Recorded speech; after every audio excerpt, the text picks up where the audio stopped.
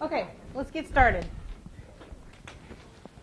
You guys, there's a camera in the room today, full disclosure. I don't know if you noticed or not. There's a camera because what we're covering today, Chapter 14, a lot of the materials and requirements that I have for visual aids are a little bit different than what the textbook talks about. And there's things that we use that I absolutely know are not in the textbook. And so what does that clue you into as we begin this conversation today? I would take a lot of notes if I were you, because you're going to use visual aids in every single speech that you have from here until the end of the semester. Okay. Just a thought. You know, paper, pen. Write it down, since you won't remember it in 48 hours, right? And good news, I didn't leave my stuff in the barn today. Good news. Okay. So the first thing that we're going to talk about today are PowerPoints. The bane of our existence. PowerPoints, okay? How many of you go into classes and see on a regular basis really, really, really poor PowerPoints? Really poor. Okay, it's every one of you. You're just not willing to admit it, okay? What makes a PowerPoint not effective as a visual aid? It's too busy. It's too busy. There's too much information on the slides. What else? They're repeating exactly what it is that they've already said or they are saying. So it replicates exactly what it is that they're saying. Okay, what else? A bunch of statistics that don't make any sense to you. There's no, maybe they're just a bunch of numbers thrown up there, and instead of making it visual so you can see that, oh, it's 48% this, and okay, I can understand that if it's colored in as a chart or a graph, okay? So it's a lot of things that most of the time, what you have seen as PowerPoint, I would guess by this point you're probably saturated with and think, ugh, whenever you see it turn on, right? Ugh, okay? Now, what is the point of a visual aid? Why do you have visual aids in your speeches? It's not just so I can assign something. Why do you have visual aids? To help the audience better understand what it is that you are saying, okay? So it augments understanding. PowerPoints that you just described previously do not augment understanding, okay? They just confuse understanding. They make it more, there's more information there and you don't know what to do with that information. So I'm going to teach you how to use good PowerPoint presentations, how to create those, and what it is that they need to contain, the principles of those, because it may not be anything that you've heard before, okay? First of all, when you have, one of the concepts that I require that you use in all of your visual aids is a terminology called progressive revelation. Now think about that terminology, progressive revelation. What do you think that means? Progressive. Moving forward, what? And revelation? Revealing. So progressively revealing what it is that you want. My friends, you need to remember that we are all 5 years old on the inside. And whenever somebody has something inside of a bag that you can't tell what it is, and they kind of, I don't know, they taunt you with it a little bit. You're kind of like, I want to see what's in the bag. Okay. So we're the same way whenever people go up to give their speeches and they have their visual aids and we can't tell like what their speech is. Like for instance, if I was going to do a speech and I went to the front and I put this up at the front and then I began to do my speech and of course the podium's moved out of the way. You guys are wondering probably what's on the board. I want to know what's on the board. And if I had a bag that had stuff in it that I was going to bring out obviously during my speech, it helps keep your audience engaged. Okay? So wouldn't that take them away from what you're actually saying? No, because it keeps them engaged. Because they're like, well, we need to listen to whatever it is so that we can get there. It's like a little reward built in for us. You know, it really is. It's bizarre. Us humans, we just need a little bit of entertaining when it comes to our speeches. We need a little something mixed in. You know, even your sermons that you see in church, I mean, they just don't just stand up and talk and talk and talk and talk. You know, they bring in the video, they bring in, well, if they're doing it well, they're bringing in all different sorts of technology to kind of break it up a little bit, right? So, but you don't know what all of that is right up front. Excuse me. So progressive revelation means that slowly by surely you're going to reveal to us what it is that you want to show us. In a PowerPoint, how is that accomplished? Because in high school, what's supposed to be on your first title, on your first slide? A title, which has the title of the presentation and your name. You would never, ever, ever, ever, ever do that in this class. Okay? No title page. Your first slide looks just like this. That's your first slide.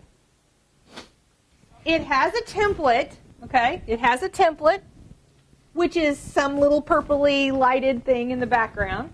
But you don't know what it is that I'm going to talk about today whenever I bring this up as my first slide. First slide, if it's covered with stuff, we're all like, oh, they're talking about that. Okay, I get it. You know, because really you need to keep us contained. You need to keep us listening to you. So your first slide is not going to be blank, like white blank, okay? It's because what would that look like? What if I came up here and I did first slide is just totally blank? Okay, it's boring, it looks lazy, because the point is that you're creating professional presentations, okay?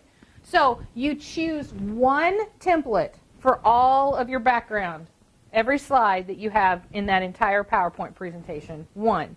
You don't change it up slide by slide by slide. One. That helps keep it linear, keeps it simple, keeps it professional. Simple background. Okay? Now, so we have the first slide is blank. Okay? Now, I'm going to show you a PowerPoint presentation that sometimes is like what you see in regular life. Okay? And I'm also going to present it just like it was presented in this class, and you can tell me what's wrong with it. Okay? Notice the placement of the podium.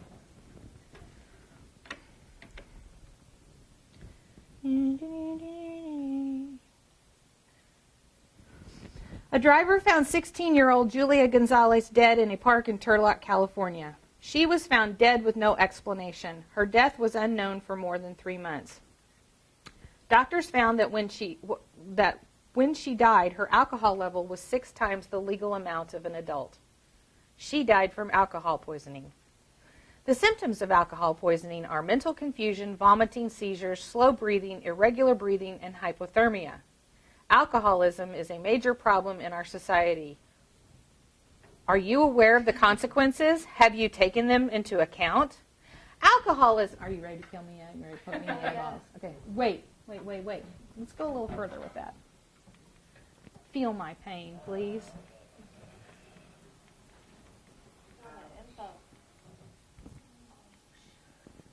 Why? Why would you do this? She had this part where I'm telling you what to do with the PowerPoint. She had this presentation. Why would you do this? No. She was paying attention. Why would you do this to yourself? This is done out of fear. Apprehension.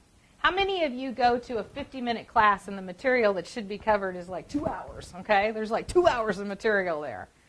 And it happens that way class after class after class after class. You have a teacher who has high communication apprehension.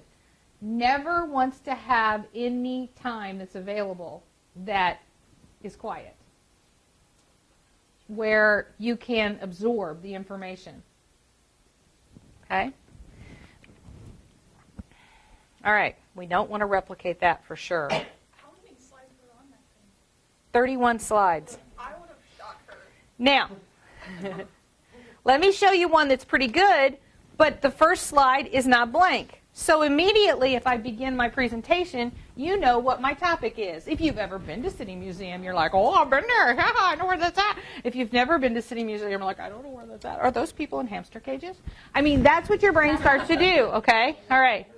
Now, tell me what it is that you need to do after you have a slide, though, that has a nice large image on it. What is the next slide going to look like? If you're going to have progressive revelation, what's the next slide going to be? Nope. Maybe it's nothing. Okay, let me show you what happens. if I'm talking to you about this particular slide, what it means, that type of thing, because the point of a visual aid is that you reveal it, you explain it, and then you put it away. Because what happens is that whenever the picture goes off, your attention all comes back to me until there's time for another picture, and then I explain it, and you're actually doing it along with me, which makes me giggle. Okay, so you as the speaker are in control of where that audience is paying attention. That's why you build in. Now, this is not completely white. If you notice, it's a real simple template. But there's no words. There's no imagery. So if I give you an assignment, which I will, for a PowerPoint presentation, and it's 6 slides, how many of those are going to be blank? 3 of those are, 6 slides are going to be blank? Okay, 3 of them are going to be blank. Okay, and what's the first slide going to have on it? Nothing! Yay! Okay, so that's the first rule of PowerPoint presentation with Keckley. The other thing is PowerPoint should follow billboard principles. And what do I mean by that? What do you notice about billboards? They're huge. What else? They're attention getters. How do they get your attention, Gavin? Colors. By the content they have in there. What's the content look like? Like big words or things that matter to you. Bright, obnoxious colors. Color is really important. Color is important. Color should be important whenever it comes to your visual aids. We humans are attracted to color. If I ask you which one of these visual aids was more attractive, you'd say, oh, I like the black one. Okay, all right? If I said, which one is more professional, you would say, which one's more professional? The black one. Why? It looks cleaner. It doesn't have wrinkles. Okay, yes. All right. Color. We love color. So if I'm doing a speech about Halloween-oriented stuff, what color scheme would I go with? Orange and blacks and those kind of colors, right? If I'm doing a speech about hunter safety, what color scheme am I going to go with? Camo and bright orange. Camo, earth tones, bright orange for the alert. Do you see what I'm saying? Every topic has something that colors that go along with it. People are automatically pleased by blues as well. You should know that. Anything that has a blue with it is calming. It will actually help calm you as well whenever you're speaking. So colors are important. So back to billboard principles, colors are important. Also, imagery. Are there 85 different photos on one billboard? No. Why? It's too much to look at while you're driving 70 miles an hour down the road. Okay? All right? You have like 3 seconds to look at it, process it, understand its meaning, and go on. If not, it's ineffective. An effective billboard has 1 large image on it. Maybe 2 if you're crafty. Okay? How many words should you be limited to on a billboard? 11 is max, okay, max. 5 is perfection. 2 is like you're a rock star. 1 or 2 words and you can get your message across, you're a rock star. Okay? And I'm going to show you illustrations of that here in just a second. Because people overuse words in PowerPoints that go along with speeches or with talks, okay? The words come from who? The speaker. You need visual imagery to increase understanding to go along with the words. They don't replace your words. Now, there are times that words need to be defined, right? Like it's an unusual word or whatever, then that's totally fine. That's why you're allowed to use some words, but you have to be really judicious about how you use those words. You also do not use correct punctuation and full sentences in a billboard principle, PowerPoint. The only time that you have an exception to that rule is in a direct quote. The rest of the time, you're thinking headlines and bullet points. Headlines and bullet points. Which means your font can't look wussy when it's up here either, right? It needs to be bold and strong. Go with the bold, okay? Pick the big rounded letters. Headlines. Bullet points. Okay? All right. You also never build in, you know how PowerPoint can do lots of fancy things for you? Like I know it can do fun things. It can do bouncing headlines. And I'm going to show you some inappropriate uses of those. Bouncing headlines. You can have 85 different kinds of font. You should only use 2 different fonts, max, on one slide, and those fonts should be Times New Roman or Arial, the easiest to read. The point of your visual aid is not to show how clever you are. It is to increase understanding by your audience. Keep it simple, is the whole idea. Simple, simple, simple, simple. So simple that you'll think as you're doing it, this is just too simple. I don't know. This seems like kindergarten. We need that. We need that. We listeners need that. Okay. Now let me show you another visual aid, PowerPoint.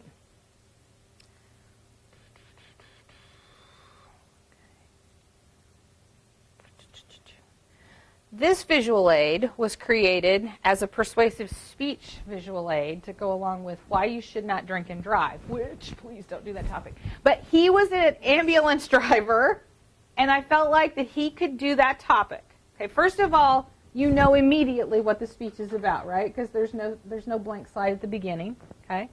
And then, do you see this? They taught you this in high school, too. No. You never put your citations on your slides.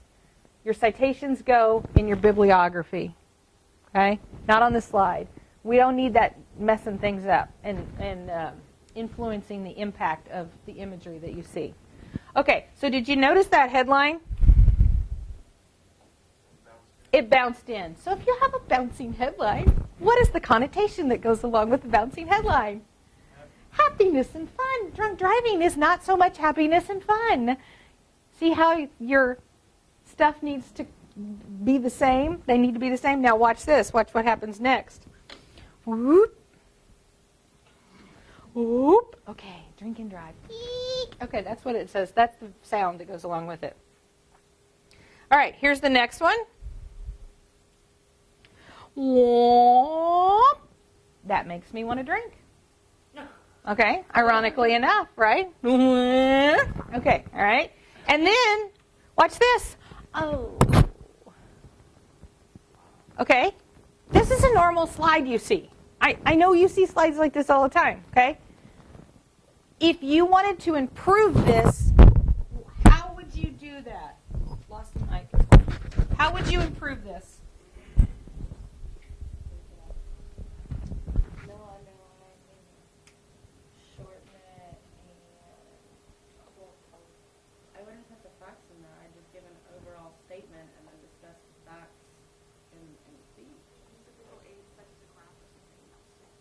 A graph, a chart, okay. You know what I would do with it? I would wipe everything out except for whatever was the most important number. I would say there's at least 2 slides here, okay?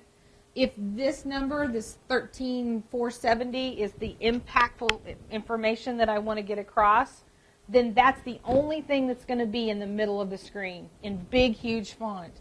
13,470. If the 39 minutes is the thing I want to get across the most important, once every 39 minutes. 39 is huge. You see what I mean? Like you're making a statement with the few words that you use. Now, in exactly the same PowerPoint presentation, this person then did something stellar and used my principles, okay? If you don't want me to drink and drive, then you show me imagery that you took last week while you were out on the street, and I am pretty sure that that baby was not the person who was drinking.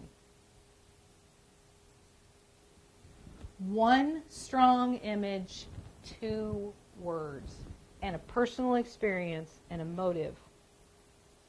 Do you see what a difference it makes? It gets rid of all the noise, all the words. Show me something that has impact. Okay? I'll never forget that speech because that's real. And so, people have the opportunity in this class to have real impact on each other, and in that particular instance, that's what he wanted to do. Brilliant. Questions about PowerPoint at this point? Okay? All right. Go ahead, Jay. All right, so the city when you showed us the city museum slides, Yes? okay, they were white. No, they weren't white. There was a template. Okay. It was a creamy template with like a gray border and then a square around the whole thing. That was one template that was for every slide. Mm-hmm. White would be a little more stark. You know how when this thing, like, whenever you turn off the machine and it's just that stark color? Yeah. It's too hard on your eyes. Yeah, it wasn't white. It did have a border. Okay? Anybody else? Okay. Now we're going to move on to other visual aids. Okay. When you go, what are some other visual aids? What are other things that you use? Cattle statues. What? Cattle statues. Statues, objects. Okay. What else? Maps. Graphs, maps, charts. How's the best way to show us cattle statues? Okay. If they're small, you still have them. Oh no. If they're small and you don't want them to break, the best way for you to show us those would be through a photograph. Okay. That's, I can kind of see, yeah. This was part of her introduction speech. So we have a little longhorn here. But it is pretty tiny, right? If I was going to be talking about details about the udder, say, or I'm just saying, or the horn through the nose, I mean, it'd be really hard for you all to see. So when things are small like this, you may have to take a different avenue to explain to your audience. You may have to have a photograph of it and then show it on the smartboard. Totally fine. Great. Do that. The point is that everybody on the back row can clearly see as much as everyone on the front row, okay? Same thing goes for photographs. Thank you, ma'am. Same thing goes for photographs. Whenever you have like those little tiny 4x6s and you hold them up, you've all been in those presentations. We're like, see, this is my aunt, and this is, Well, that's cool whenever we first start, but now that you know the rules, you would know that you need to project those on as a digital file, okay? Because then everybody can clearly see them, and then you can talk about them. Now, that doesn't mean that everything we do in here needs to be digital, okay? One of the best visual aids that anybody can use is another human. Now, how would you use another human as a visual aid in one of your speeches?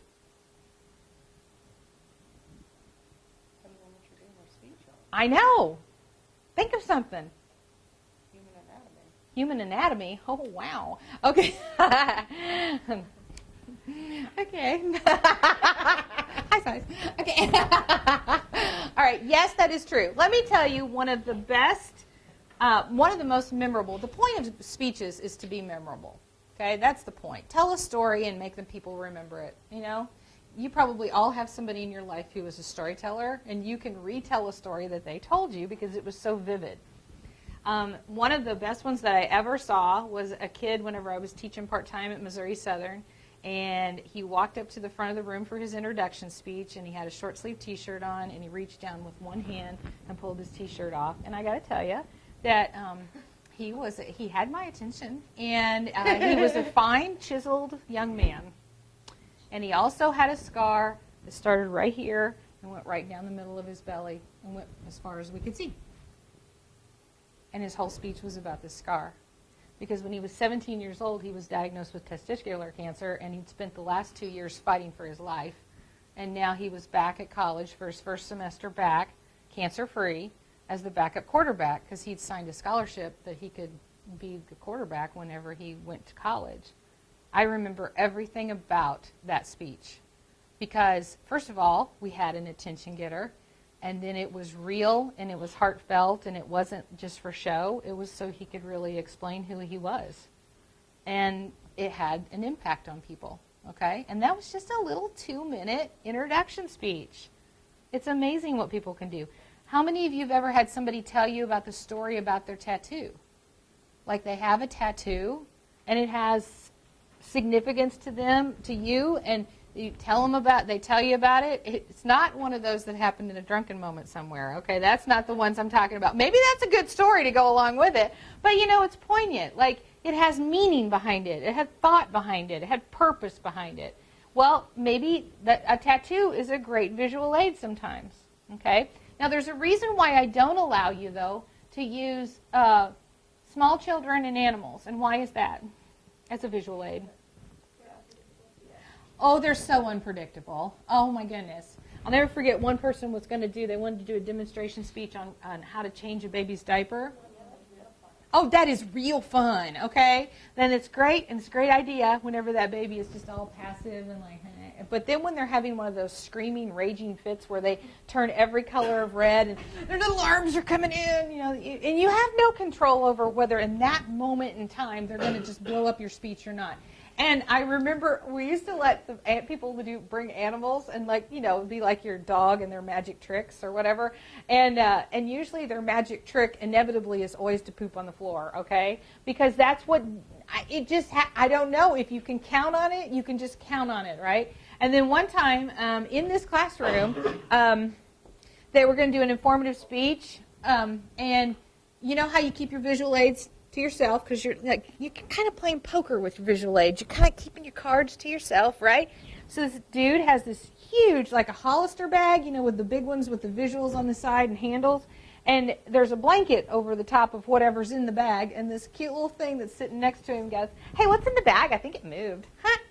And then he goes, "You really want to see?" She goes, "Yeah." And he pulls I was up here, and he pulls this little blanket back, and it's a python, and she lost all control of okay, you know how you just get to a survival mode sometimes, okay, like with me, it's when I can't touch the bottom of the pool, okay, because if you're in the pool with me, I'm sorry, I like you, but you're going to die, because I'm going to get out, and you lose all cool, and you don't care if anybody sees you, you don't care, you just want away from whatever that situation is, you're going to live. That's what happened with her.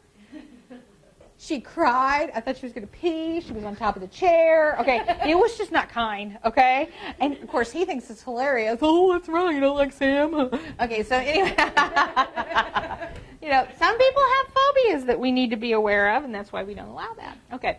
The other thing is that if you're going to use a person as your visual aid, they can throw you under the bus with one movement of their eyeballs, okay? So, for instance, I've had somebody up here, and somebody was putting stage makeup on them for, like, Halloween to show how to do, like, a really good Halloween makeup. So this person's job is to do what? Sit there. And look forward and never make an expression. And at one point, this person did something that was a little awkward, and the person who was supposed to be getting their makeup put on just did this and crossed their eyes. And never did anything else. And there was 50% of the audience was like, "Whoa." Okay, right? And they were no more listening to the speaker from then on. They were waiting for that person to do another thing, because this person happened to be an actor, a theater person, and they like that attention. Come on, they just want people to pay attention. Okay, so that, you know, and the person never did it again, but they didn't have to do it the first time. The first time was like, you know, showboating, whatever. So if you have to show a self-defense movement and you need a victim, you better be able to, you've got to be the boss of them for just those few minutes, right? Like, you're going to be like, "Look, you're going to stand up whenever I tell you to stand up, and then we're going to do X, Y, and Z, and then I'm going to say sit down, and you're going to go sit down." Now, if you've got somebody who's willing to do that you trust, great. But realize you're taking a risk. Okay. So now we have another visual aid that I want to show you. I'm going to turn this off so it doesn't interfere. Okay, so we started to talk about these, and you said you like the color. What is this thing called? Poster board. This is foam board. This is poster board. Okay? All right? Poster board is cheaper than foam board. Correct? I mean, you can tell, right? Which one's more professional? Foam board. The other benefit of foam board is that you can reuse it over and over and over again because it has layers. So, like, if you annihilate the use of one side, you can just peel it off and then keep using it. Wrap it in something else. You can buy 2 foam boards and make it all the way through the semester if you want to. Okay? So it actually ends up being cheaper than buying poster board. Okay? Now, why are the backs of these? Why is there nothing on them? It is like your blank slide. Very good, Casey. It's like your blank slide. It's progressive revelation. Okay?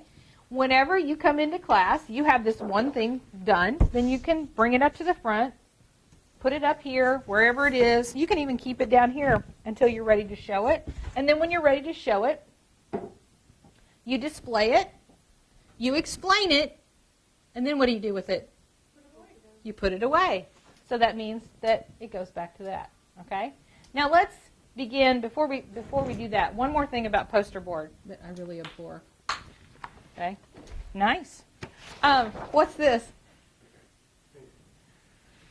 It's poster board that's neon, okay? Now, I told you that you should pick color, right? I said color is good, but some color is bad. This is bad color, okay?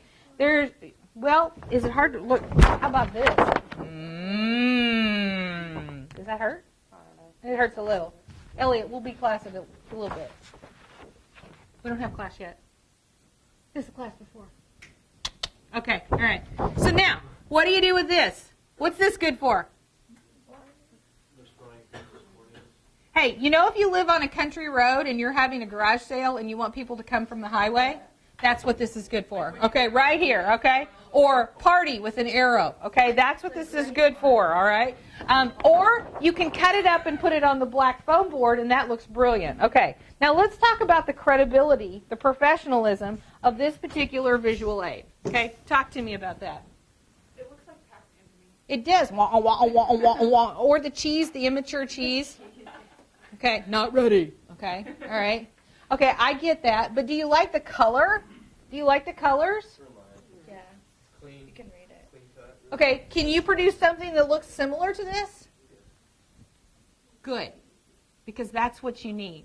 I'm not looking for perfection, people. I'm just looking for middle of the road, looks neat together. Now, some people in the first class think that this is like angled up. It's not straight, and that bothered one of them. Huh? No. It's not straight? Does that bother you? Oh, yeah. Oh, yeah. Okay. All right. Now, how many of you have really poor handwriting? Like it's hard for other people to read. I'm with you, okay? This is where your printer is going to help you out a lot. You don't have to handwrite this stuff. First of all, it doesn't look very professional whenever it's free-handed, okay? Second of all, you can make your printer, even though your printer says 72-point font is the largest it can go, you can back that out and you can make it be 300, one letter per page. I mean, you can make it as big as you want. But let your printer be your friend in this particular instance. Now, why did they back this in red? Why did they back the thing they cut out from their printer in red? So that you could read it easier. That was a gift to you, okay? That's something that you do thinking clearly of the audience, okay? Now, let's talk about this one. What do you think about this? What do you got built in right here? Okay, look how it's built in. You don't have to turn it around. Okay, so here we go. Look, just little Velcro buttons. And whenever you're ready, you bring up the first one. I see that. Okay, and then whenever you're ready for the second one, and then it stays there, and you can still continue to walk around and talk, and you're explaining the whole time. When you're done, you put the whole thing away. See how that works? Okay, love it. Now, so some of you, whenever I ask you to keep your visual aid, you won't go, oh, is it for good or for bad? You'll want to know. Which example is it? Now, some of you love your glitter glue and your paints. I know who you are. And here's what the deal is that you think this part of public speaking is going to be the moment when you shine. I'm going to do this so awesome. So you're at your kitchen table or your dorm and you're at your desk or whatever, and you're right over the top of this puppy, right? And then what happens? You smudge it. Well, you have no perspective on what it looks like across the end of a classroom. So you think that white space is not good, right? If there's white space on your visual aid, you're like, oh, we need to fill it up. Because white space is like quiet in speeches. Because sometimes, whenever you add just a little bit of quiet, it gives people a chance to absorb. Instead of a machine gun just going and 80% of the bullets bouncing off, one or two of them hitting their mark, it's slow and deliberate. Same thing, see what we did? Same thing goes with this. How busy is this? Is this professional? How would you make it better? Just one thing you could do. That bothers some people, okay? What I would do is eliminate all of this little handwritten stuff here. All of this stuff. The rest of it I could deal with, okay? See, people, I'm not looking for perfection, really, I'm not. But this is busy. Doesn't need to be there. Now, this one, the headline got messed up whenever I was storing it, and I need to fix it. This is supposed to say dirt cake. But this is one of those instances where you're over the top of it and you got carried away.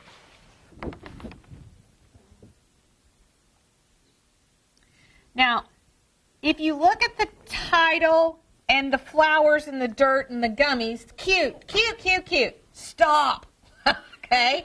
Remember to keep it simple, because not only did they handwrite all of the things over the top of it, then they wrote everything under the petals so tiny that nobody could benefit from that. It's, yes, it's uber cute, but too much. Okay. Now, on this next one, this is a persuasive speech on why marijuana should be legalized. Now, if you're in a classroom where the majority of your audience does not agree with you about marijuana being legalized, the last thing you should do is be perceived as a pothead. So your visual aids, I'm just saying, if you want to be persuasive. So I like this kid. I should point this out. I really like this person. This is just makes me giggle, though. Okay, so the first visual aid, it's a little messy. It's a little messy. And what that is a marijuana leaf with a flame equals THC. So he's explaining THC. I am still okay with this. Okay, it looks a little messy, but I get the point. And then apparently he did some homework into his subject area. And this is his next visual aid. People, if you want people to vote for pot to be legal, you should spell your words right. Paranoia. And then I'm not sure what journal this came from, but he claims that sex is better whenever you smoke weed. I'm not sure what journal article that's from. Yeah, I'm thinking so. Yeah, okay. Which is really funny. Make you not very persuasive, though. Okay.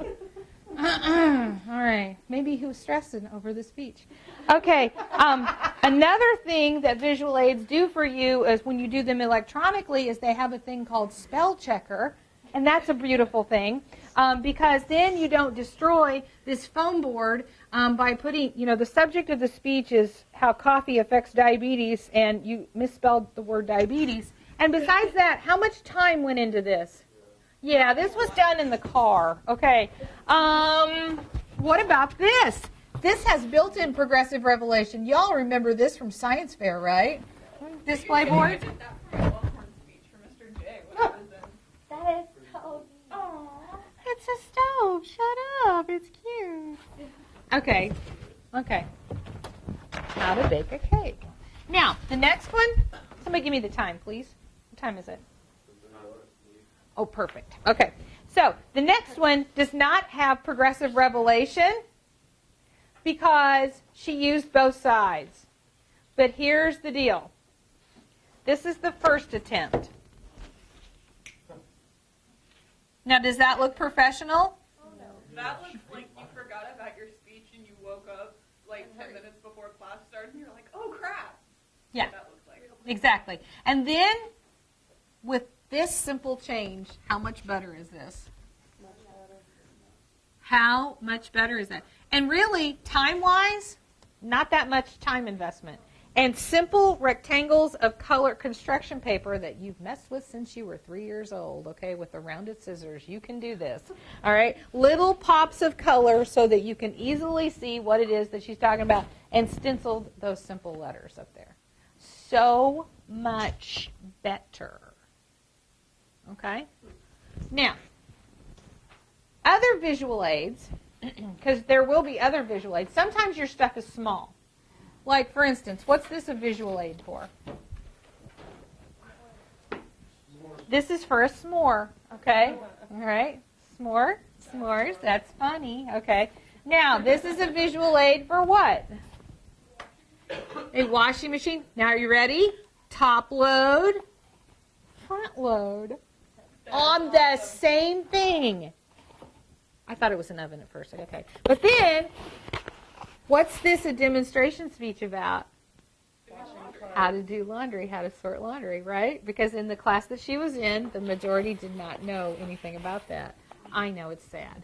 Okay, so you have to talk to your audience, though. Where's your audience, okay? Now, sometimes your visual aids are not just,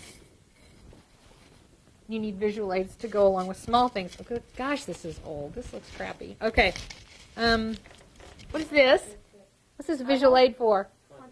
Contact lenses. Because if you were going to do a speech about contact lenses, think about contact lenses. They're tiny and they're clear, translucent. And how do you have an imagery for that? Well, you need an imagery for that.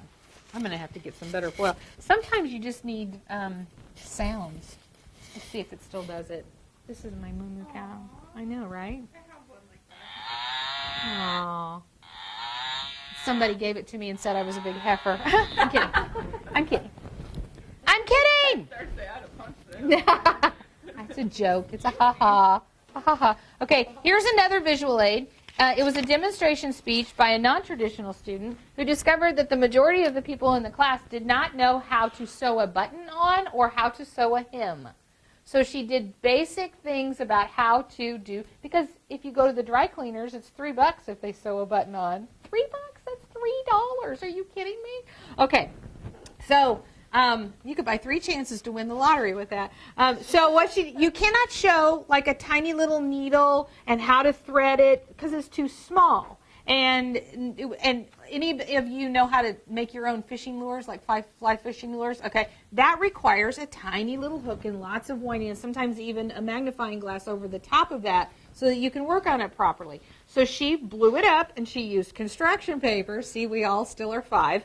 And she used crochet thread and crochet needles to show how to thread, how to tie it off, everything about the whole process so she could do it right in front of you. Okay? Simple. Straightforward. It doesn't have to be rocket science, I swear. Okay? All right. So there's all different kinds of varieties of visual aids that you can use and that are easy to incorporate.